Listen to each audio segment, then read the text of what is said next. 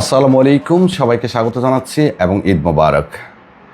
মোটামুটি সৌদিতে অনেক বেশি পরিমাণ মানুষকে আটক করা হচ্ছে। গত 2-3 সপ্তাহে জেদ্দা মক্কা অঞ্চলে মোটামুটি ভালোই ইকামাত চেক ছিল, অন্যান্য অঞ্চলেও ছিল। তো যারা বৈধ হওয়ার চিন্তা ভাবনা করছেন অথবা যাদের বৈধ হওয়ার অ্যাবিলিটি আছে তারা বৈধ হওয়ার চেষ্টা করুন। সামনে হজ আরও বাড়বে। মহরম সফরেও সৌদিতে প্রচুর পরিমাণ চেক হয়, তাই যদি বৈধ হওয়ার পরিকল্পনা থাকে তো বৈধ হয়ে যান। সরকার কিন্তু এখনও বৈধ হওয়ার সুযোগটা দিচ্ছে। কারা কারা বৈধ হতে পারবেন সেটা একটু পরে জানাচ্ছি। তার আগে জানিয়ে রাখি গত সপ্তাহের রিপোর্টটি। গত সপ্তাহে 22,931 জনকে ইকামার জন্য, শ্রম আইন লঙ্ঘনের জন্য এবং বর্ডার দিয়ে প্রবেশ করার অপরাধে আটক করেছে। এর মধ্যে 17,181 জন ইকামার জন্য, 3,931 জন বর্ডার দিয়ে সৌদিতে প্রবেশ করেছে এমন অপরাধে, এবং 1,819 জনকে শ্রম আইন লঙ্ঘন করার অপরাধে আটক করেছে। গত সপ্তাহে এর আগের সপ্তাহের তুলনায় প্রায় 2,500 থেকে 3,000 বেশি আটক হয়েছে।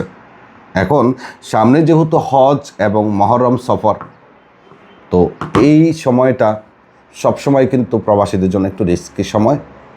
সৌদিতে এখন যাদের হুরুপ আছে তাদেরকে বৈধ হওয়ার সুযোগ দিচ্ছে, যাদের ইকামা হয়নি তারাও বৈধ হওয়ার সুযোগ পাচ্ছে।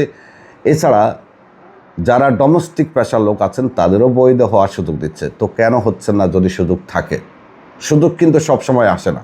একবার বন্ধ করলে 2-3 বছর কিন্তু সুযোগ দেয় না। বিশেষ করে যারা ডোমেস্টিক পেশার লোক আছেন, হাউস ড্রাইভার, আমেল মঞ্জিল, 8 বছর পর আপনাদেরকে বৈধ হওয়ার সুযোগ দিয়েছে। প্রথমে 6 মাস, পরে আবার 6 মাস, পরে যে 6 মাস দিয়েছে সেই 6 মাসের আর মাত্র 2 মাস বাকি আছে। সো এর মধ্যে আপনি যদি চান নতুন কফিল খুঁজে বৈধ হওয়ার সুযোগটা নিতে পারেন, না হয় বন্ধ হলে আফসোস করবেন। আর যারা টার্মিনেট হুরুপপ্রাপ্ত আছেন, সৌদিতে আসার যদি আপনার 1 বছর পার হয়ে থাকে তাহলে আপনি বৈধ হওয়ার সুযোগটা যে কোনো সময় নিতে পারেন।